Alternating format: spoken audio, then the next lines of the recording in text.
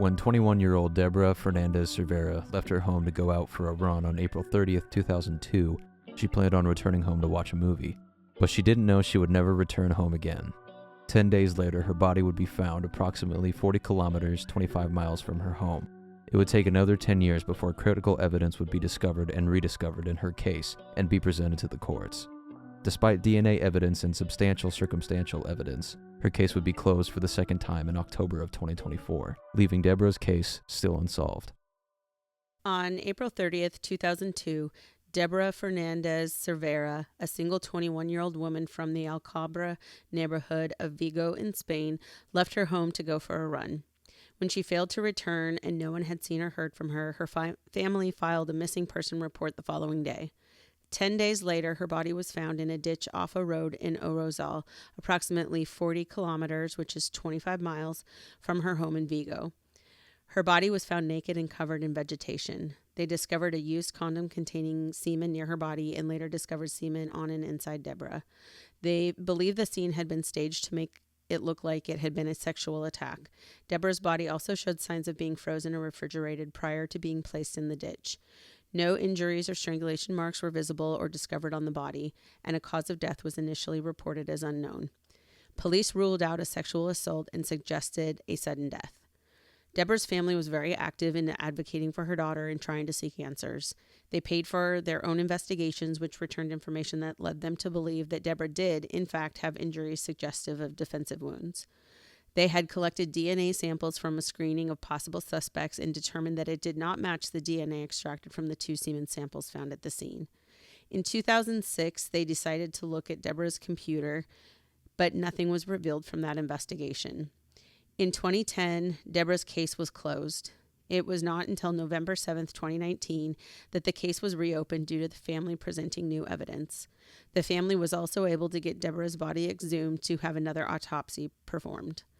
During that autopsy, they discovered hair, fibers, and DNA under Deborah's fingernails. The DNA originally led them to one of Deborah's neighbors, but stated the evidence was not conclusive and he was later dropped as a suspect.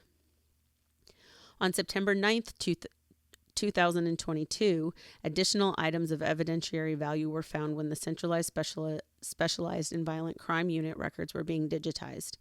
These items included her phone, which was missing the SIM card, videotapes, photographs, and several police documents that had never been presented to the court.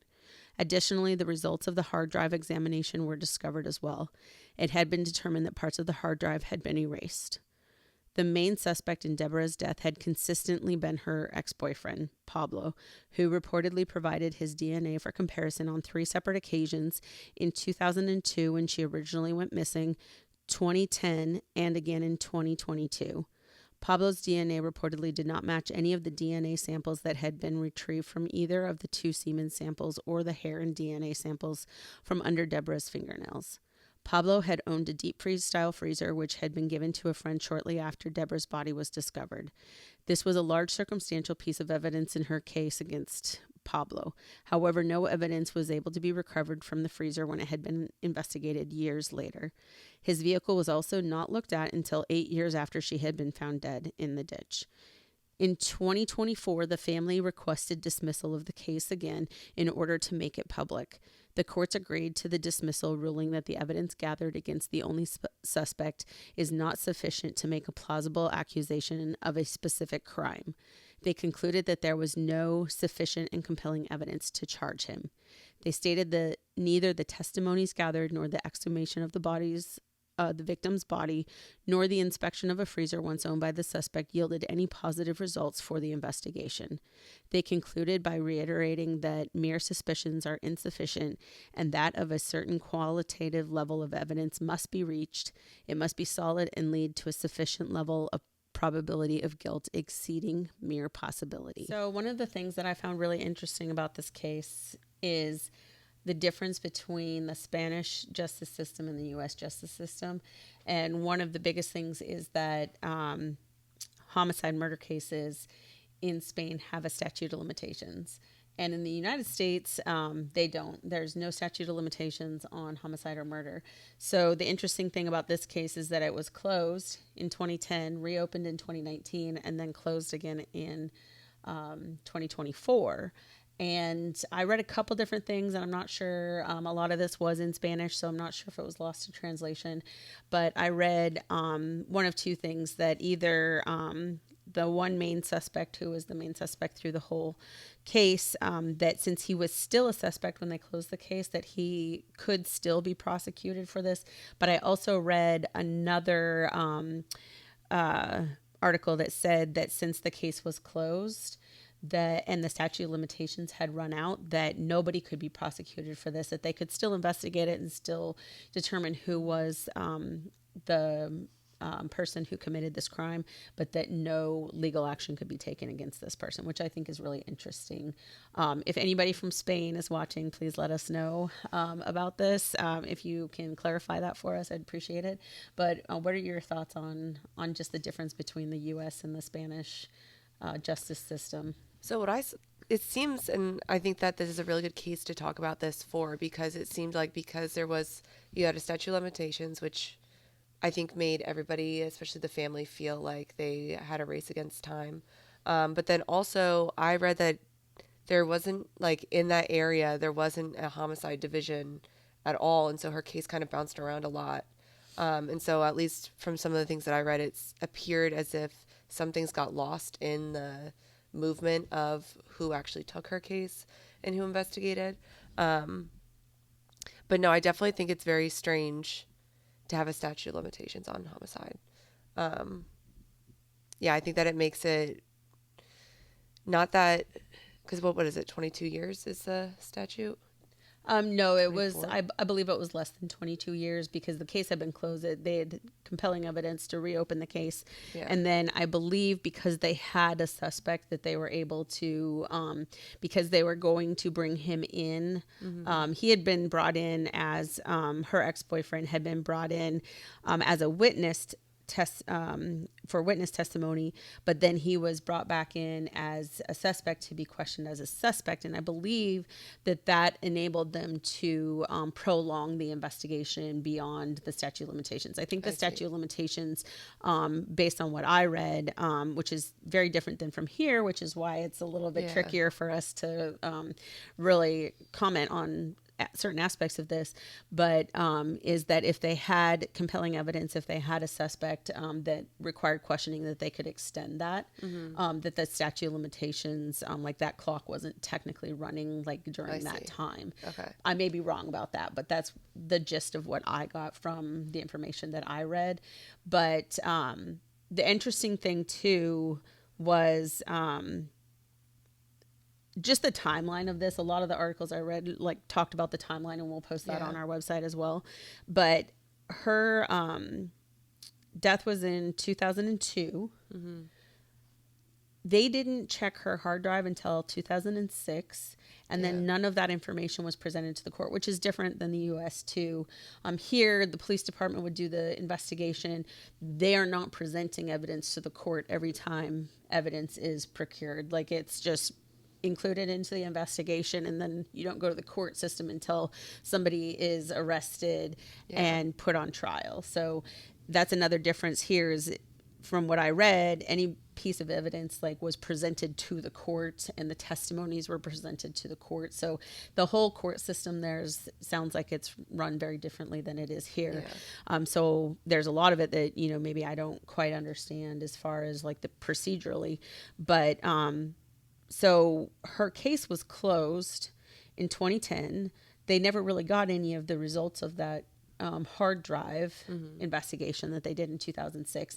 But that was already 4 years after she was found, before her body was found. Mm-hmm. And the other interesting thing too, so just the evidentiary aspect of this, and maybe not having a dedicated, homicide team or whatever was part of this, but the evidence, there was a lot of evidence that wasn't collected initially. So there was semen found on and in her body. I read one report that it was it had been inserted in her post-mortem as a way to, I guess, kind of create a crime scene to make it look like it was a sexual assault when it actually wasn't a sexual assault. There was signs that she had been stored in a refrigerator or freezer prior to death, and then just dumped in the ditch. Mm-hmm. So for, I think it was the culmination of the circumstances that they were able to possibly determine that the semen had been inserted in her postmortem, but then they also found another discarded condom next to her, which they collected as evidence as well. And initially I thought the semen was the same sample, like maybe one of the things that somebody suggested was that they had just gone to like a place that was common for people to have sexual encounters and just like discard their condom out the window, and they picked it up and then used that condom to create that false scene. But then later, I read articles that were after the case had been reopened, and I was reading that the semen samples were different. So Yeah, that's what I read too. yeah, so that's interesting. I mean, maybe Yeah. that condom was just a total random condom that just Yeah, happened to be happened to there. be there. Yeah. And but then they did they did apparently DNA samples from a bunch of different people, and none of them were a match. Yep. During the initial investigation, they did determine that the scene was staged, that it was staged to look like a sexual assault, and the DNA from the semen may not be related to the case, but they were still testing against it. And then the case was closed in 2010, and in 2019 they reopened the case. And I read a couple different things, like either the family got a petition signed. I saw one thing where they got a petition signed to reopen the case.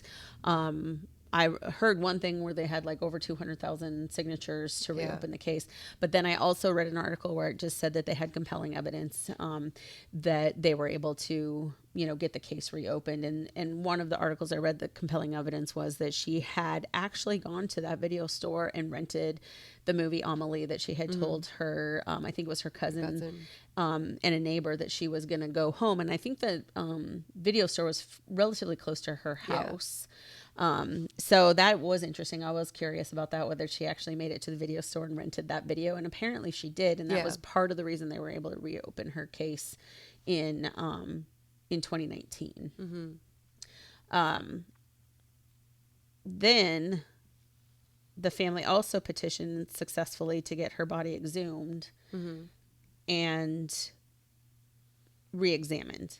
And one of the big questions, especially with and also I believe, to speak on what you said before, that they were assigned an entirely new investigative unit, team to relook at this case when they reopened it in 2019. But it was 9 years. Like, there had been 9 years where that case was closed. They got it reopened, and they exhumed her body. They did another autopsy, and they found hair, fibers, and DNA underneath her fingernails, which is crazy to me. It was one of the questions they were saying, like, why wasn't that done on the first autopsy back in 2002? So that was definitely like really shocking to me. Yeah. And then when they reopened the case, apparently I read two different things, that either where the evidence was stored, they were doing construction, so they were moving everything. But I also read that they were digitizing records and archives of this particular unit, and came across all this evidence in her case that had never been presented to the court previously. The videos, the photographs, the police documents, and her phone. But her phone was missing the SIM card. Yeah. And then her phone records, they had only done up to like 10 days prior to her disappearance. So then they went back and got the days leading up to her death. And there was a bunch of like blank calls that they didn't have a phone number for. And then they got the results of that hard drive investigation, and it was blank. Like, there was a bunch of stuff that had been deleted from her hard drive, but none of that, all of that just sat there for almost 10 years. Yeah. And just wasn't included, wasn't presented to the court. Like, what are your thoughts on that? I mean, it's negligent, in my opinion. I feel like, things, of course, no matter where you are, like, organization's important, but to let something sit for so long, especially when you have, like, Deborah had a support system who was very passionate for her and passionate for justice. And so to kind of let that sit, and I don't know, I would have to do more research into the policies and the organization of just what that process is in Spain, because how is it that we just let that sit there for so long? Mm-hmm. And furthermore, like, what could have been done if this was found way earlier? I think that half of the issue here is the fact that maybe it's not, the question isn't like who killed her, but why is it that justice is so delayed? And so I find it to be very frustrating, but and I imagine Deborah's family does too. Yeah, and you're right. The family has been very involved throughout this entire process, like trying to get justice, trying to find out who killed her. Very involved in this whole process. Mm-hmm. And they hired their own investigators.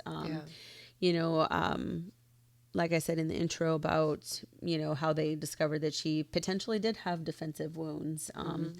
And initially they said that she didn't have any marks of strangulation or any kind of assault. Obviously, you know, they didn't determine a cause of death. I did read an article that later it was determined that she died of asphyxiation. Yeah.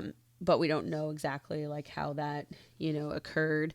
But, you know, just to lose somebody so tragically, and then to find out that her case was mishandled so drastically, and then, you know, to have all of this surface. The thing that really surprised me though was, I still don't understand. Again, this might be like a lost in translation thing, but when they did the DNA from under her fingernails, it said it came back to one of her neighbors. Mm-hmm.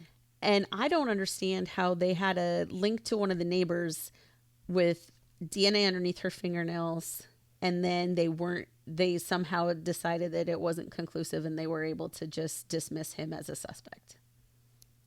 I have no idea, but it is bizarre. You would think, because they say DNA is the best evidence you can have. And so to find that match.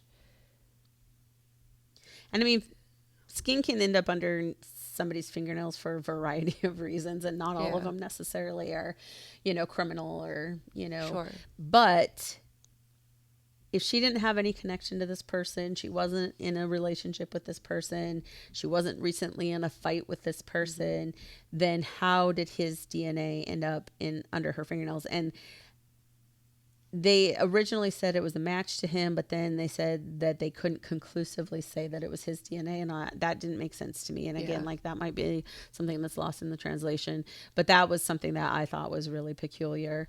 And then they seemed to pretty much focus solely on the ex-boyfriend. Yeah. And I did have some information on that that I thought was interesting. So I read that the ex had testified on 5 occasions and offered contradictory testimonies. So he had admitted to lying so that he would not incriminate himself. Mm-hmm. Well, I feel like that kind of incriminates him just alone. And then they had broken up in December of 2001. Mm-hmm. But then I did read that they had done extra investigation into him because he had sent a sexually explicit photo to her in February of 2002. So they had been broken up, but he was still sending sexually explicit photographs to her. And we don't know whether, I mean, people break up and they get back together, or they break up, but they still kind of like hook up. So we don't really know what the circumstances of their relationship, you know, was after their breakup. It didn't really go into that. But it said that on the day of her disappearance, he had been in Vigo. Apparently he didn't live there, and called her in the morning. He claimed that he didn't see her in person, but then none of the DNA matched the ex-boyfriend, which is so, you know, he's basically incriminating himself by trying not to incriminate himself. He's like not admitting that he had talked to her that morning, you know, saying that they broke up. But then he gave DNA on 3 different occasions. Then 2002, when she first was found dead, again in 2019, or was it? I can't remember now what the exact dates were, but basically 3 different occasions. I think the last one was in 2022 I can't remember, but the 3 different occasions over the course of this investigation, the course of this case, he had given DNA, and they had tested it against the 2 semen samples found at the crime, or find at her dump site. They had tested it against the hair samples and the skin samples, and none of them came back as a positive match, which is so peculiar to me. Yeah. Because despite all of that, he's still their main suspect. Right. And no other DNA hits have happened. So there are cases where people have been able to, I guess, kind of trick the DNA tests. Like there was a case one time where this guy he was a doctor, he was a surgeon. He had actually put like tubing of somebody else's blood in his elbow. He had surgically implanted it, and then it would stick out, so it looked like the most viable vein. So it was always the vein that the nurses would extract the blood for the DNA sample. And because I think he was a doctor or dentist, and he was sexually assaulting his patients. And, excuse me. And he would always say it had to come out of this arm, and so they finally discovered that. That's insane. Yeah, because he didn't change it out, so it was like 3 or 4 years later, and still trying to extract blood from that same. The nurse was like, "This blood doesn't look right. It looks old," and it was the same, tube of blood that had been in there in his arm this whole time. And so it's like it has happened before where people have successfully, eluded DNA tests. So is this kid doing something? Like, is there some kind of biological, anomaly that he's somehow, not coming up as a match to any of this DNA? But the more, probably the more obvious answer is that he's not the person that did this. Yeah. Could she have had sex with somebody else prior to her run that day and still had semen from that encounter? Absolutely. I think now they say that semen stays present for 4 days. So it could have been that morning, could have been the night before. That could have been from a completely consensual encounter. The condom could have been just a random, like it could have been thrown out the night before she got put there. Yeah. It could have been intentionally placed there to throw off police. We don't know. But the DNA underneath her fingernails, again, I don't know. You know what I would be really curious is if the DNA under her fingernails matched the semen DNA. I don't know if they ever compared those, because like if she did have a consensual sexual encounter where that semen came from, like if she was scratching his back like during that encounter, like, and she could have got skin cells and hair samples under her fingernails from that interaction, which would have been completely unrelated to her death. Well, and I don't know about you, but I really couldn't find very much information about the neighbor at all. So I would assume that he was questioned at the very least, but I wasn't able to find any transcript of it or any record of it at all. It seemed like they dismissed him pretty quickly, and maybe there was interviews. I don't know. It sounds like you go and testify in front of the court system in Spain, not just do a, interview with a detective or something like we do here. So I'm not sure either. I know, the ex-boyfriend testified on 5 occasions, but I don't know about the neighbor either. It was very minimal information and basically saying that it was dismissed, and, he could have been having a consensual, relationship with her. But I think in that case, his DNA probably would have matched both, and they only said the DNA under her fingernails. So maybe the fingernail DNA and the semen DNA were not a match, but I'd be really curious to know one way or the other, and nothing really said. So, but then the other big piece of evidence, and this is circumstantial evidence, but still very peculiar, was that so her body had signs of being refrigerated or frozen prior. Yes. She was missing for 10 days before they found her body. Yeah. She was placed in a ditch. They determined that was not the scene of the crime. Like, she was placed there post-mortem. Well, her boyfriend or ex-boyfriend gave his buddy a deep freeze Yeah. shortly after her body was discovered. Yeah. So, and I don't know what the timeline of that was. Like, I don't know if he bought it and then like right before or like the day that she died or disappeared. And then he, was like, oh, I don't have room for this. Let me give this to my buddy. Like, I don't know. Like, he probably, would have been better off like selling it or something. I don't know. But he gave it to his friend and but then they did actually check that for evidence, but it was like, I don't know how many years later on that before they checked it. So it was just way too long. It's freezing conditions. Like, unless they found actual like blood or hair in there, like it would be pretty hard. Yeah. And then they also didn't look at his car. Yeah, that's what I was going to say. Yeah, for 8 years. Which doesn't make any sense, because if you're getting testimony from him, why wouldn't you look in the car? Because she had to be transported. Yes. And therefore also the neighbor's car. Like, why? I don't know. The whole system is very strange to me in general. But yeah, didn't search the car. It is bizarre that he had the deep freezer and then got rid of it so soon. And those are just left up in the air because we just don't know. But it is weird that he had a freezer and then gave it away. Yeah. And that was one of the things. They did search it. It was something that was on their radar. It was something that came up, in their investigation, and they did test it. But there wasn't any, conclusive evidence that came from that, said, oh, she was definitely in this exact deep freeze. And, but it's just, the timeline on this is so crazy because 2002... his car wasn't searched until 8 years later, which was probably right before they closed the case in 2010. And then they didn't look at her hard drive until 2006, was 4 years after her death. Yeah. They originally decided that it was like a sudden death. Like, maybe, I don't know if they thought she had an aneurysm or a stroke or what. She was so young.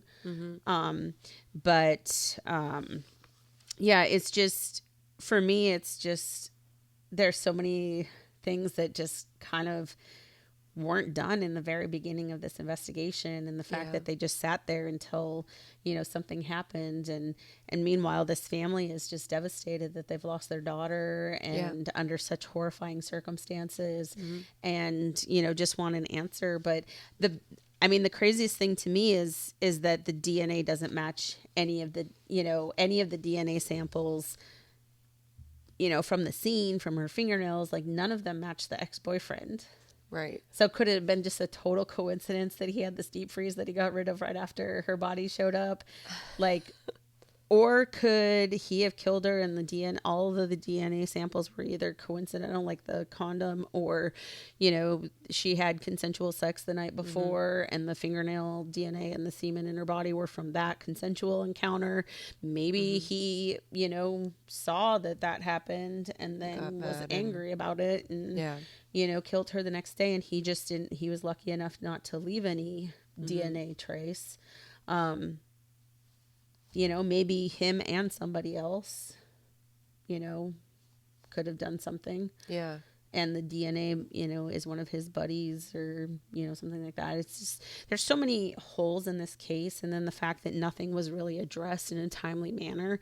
And then to me too, like the statute of limitations, like especially, it's not as much now. 2002, there was still DNA evidence and DNA testing and stuff, but we're making so many, advances in forensics all the time. Like it's kind of slowed down a little bit as soon as they got that DNA testing where we can do like touch DNA and like from such a small sample. It used to be that, you had a limited amount, like you needed so much evidence, like so much blood, so much saliva, whatever, to get a DNA sample. And now, I forget the exact terminology for this, but there's like a poly blah, blah, blah, something or other that, chain reaction or something like that, that basically you need the tiniest amount of DNA. Like the thought of like touch DNA, like that on this, book now is DNA that, just from my swiping my finger across it, they're getting touch DNA off of like, people's pockets. So like if somebody is murdered and then you can tell that they went through their pockets, they're getting like touch DNA just from somebody putting their hand in somebody's like jean pocket after they've murdered them. That's so insane. yeah. So the advances in DNA, you know, they've slowed down a little bit, but we are at such a good place right now where DNA is so available for comparison. It's not cheap and it's not quick, but I was telling somebody the other day, like, it'll be so nice when you can just take a DNA sample and get a result the next day, and it's not like super, it'd be like doing fingerprints is for us today, you know, like we can just fingerprint somebody and it may take like a week or whatever to have those fingerprints checked against the system, especially since everything's digitized now and through the computer. But to be able to just take like a DNA, you know, like somebody breaks into a house and they cut themselves on the window. Well, most of the time we're not going to do a DNA test on that unless there was, you know, unless they injured somebody in the house or something. But like if somebody just breaks into a car and they steal something, but it's, you know, like not something that's, you know, $50,000 or something like that. Like they're not going to DNA test, you know, somebody breaking into a car, for example. Yeah. But if we get to the point where a DNA test is like, hey, you know, an officer can swab it on the scene and they don't need like CSI to come out. They don't need, you know, to go through all of these, you know, difficult, you know, channels. Like if we can get to a point where patrol officers can have DNA test kits, you know, in their thing, and they just have a, you know, secure sterile swab. They do a swab, you know, everything's on body camera. So it's all documented, chain of custody, and they put it in the sealed thing and then they send it off and their lab has results back in like 2 to 5 days. Like that's going to be amazing. Yes. Totally it's going to be such a game changer. But that's really where I see the future of forensics is not that we're going to be making these huge leaps and bounds that we have with the actual collection and you know, ability to test smaller and smaller and smaller samples. I see it being more in, you know, the ability to make it more accessible and less expensive and not take as long, because I know most jurisdictions have a backlog of like rape kits for years and years and years. And unless there's really pertinent, you know, timelines or a necessity to test those, you know, quicker, a lot of them sit there for a very long time. And it's so devastating. The amount of backlog on DNA testing right now in most jurisdictions and cold cases, especially because there's no urgency. Yeah. Especially in the United States, we don't have statute of limitations. So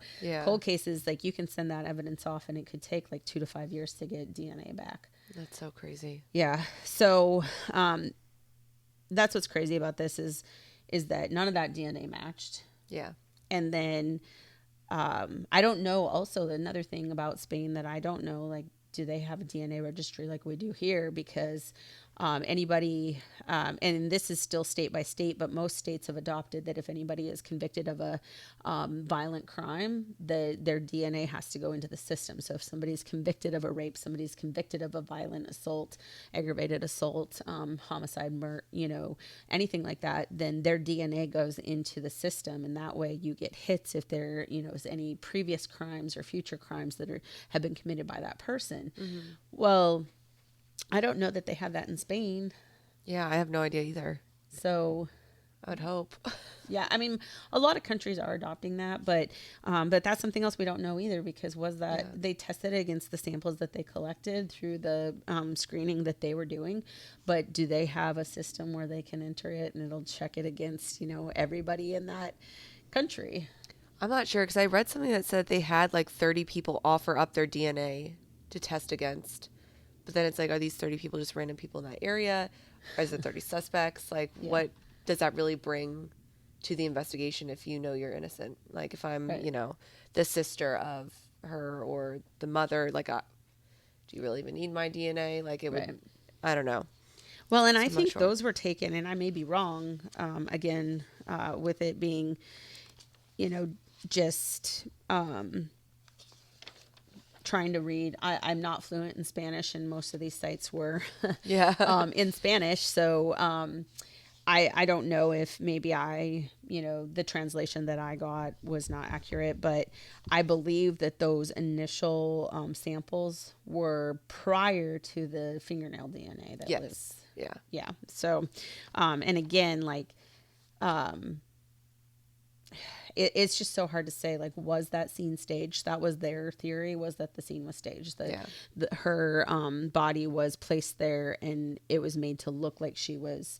And I don't know how they determined either. I mean, I guess if it was 10 days later and there was semen in her body, then it probably was placed there post-mortem.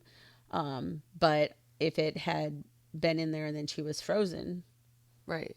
It could still be there after. Yeah. So I don't know how conclusively, I don't know how that was determined. Obviously, we don't have that, we're not privy to that information, but like, how do we know for sure that semen was placed post-mortem? I don't know. Well, and why? Like, why do that? Why put her in a freezer and why set the scene up that way?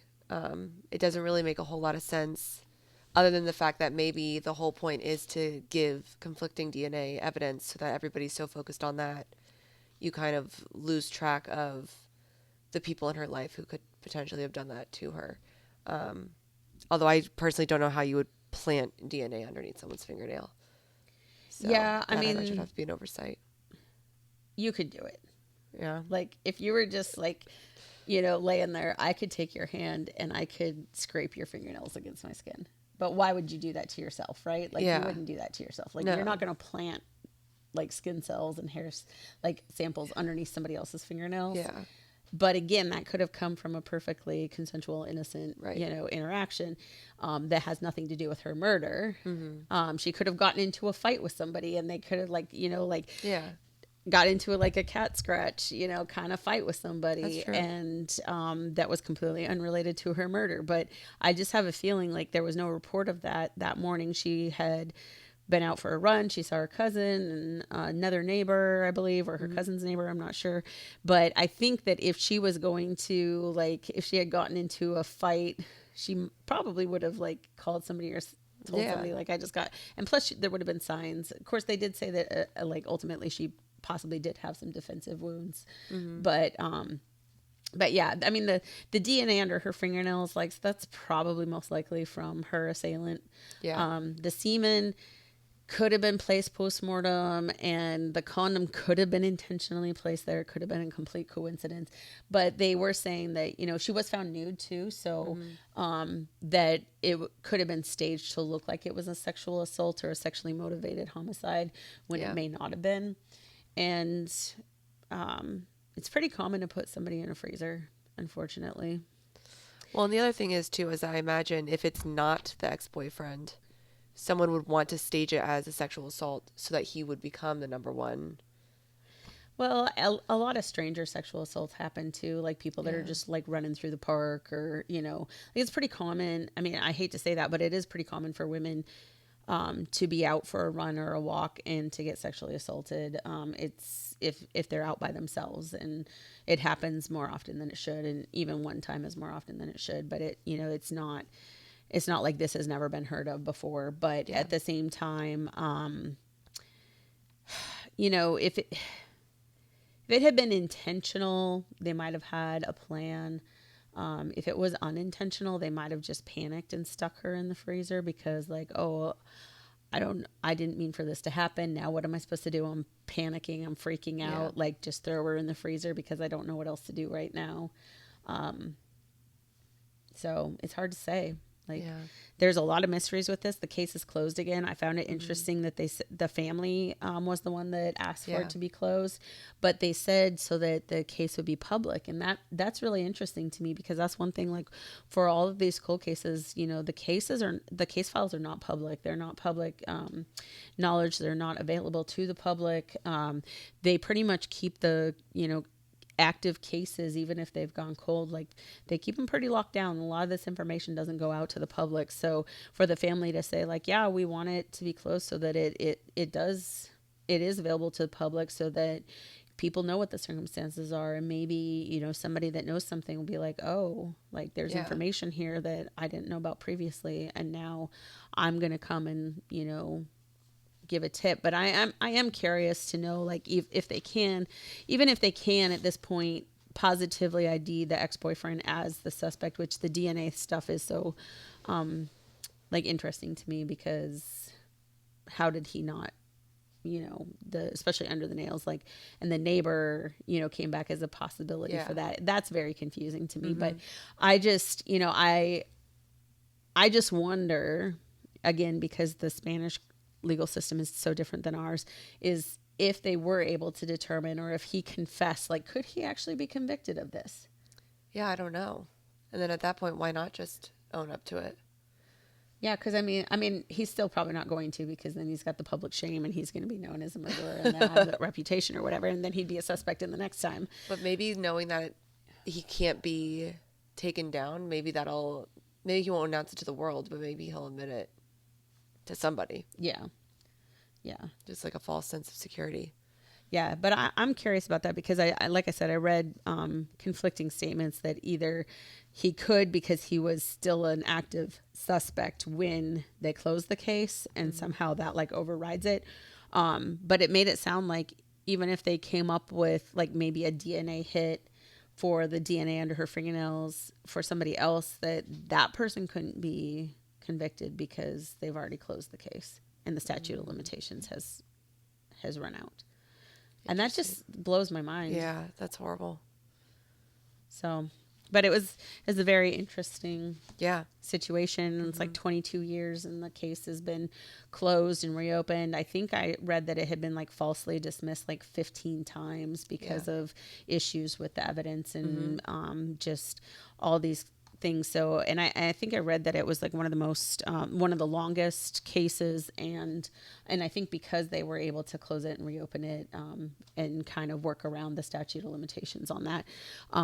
But one of the most publicized and longest running open cases in Spain, which is interesting. Yeah. So, yeah. Definitely an interesting one. But again, if there's anybody from Spain watching, please, chime in and let us know what your insights are, what you've, seen or heard, and what you know about it personally from, being there. Yeah. Seeing it in the media and stuff, as recently as 2022 and 2024. So, yeah. All right. Thank you for watching. Thank you.